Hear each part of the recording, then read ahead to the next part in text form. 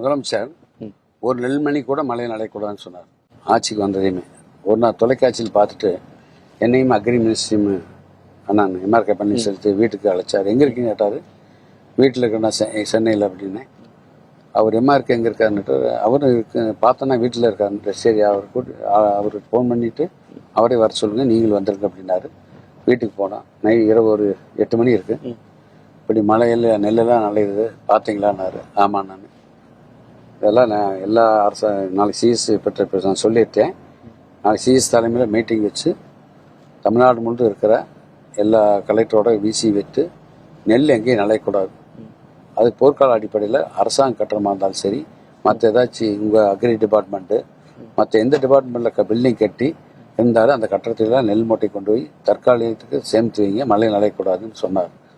சுமார் 8 லட்சம் matric ton நெல்லை சேமித்து வைப்பதாக குடோன் கட்டிட்டு இருக்கோம்.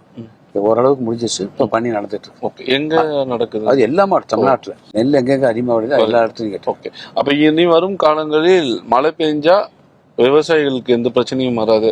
நெல் கொள்முதல் மையங்கள்ல நெல்லை வச்சு நெல் கொள்முதல் நிலையங்களில் டிபிசிலையும் நிறைய கட்டணம் கட்டியிருக்கிறோம். வாங்கி டிபிசியில் வாங்குற 4000 இடத்துல வாங்குறான். வாங்கிய நெல்லை கொண்டாந்து 10 குடோன் வைக்கிறதுக்கு செமி குடோன் கட்டியிருக்கிறோம்.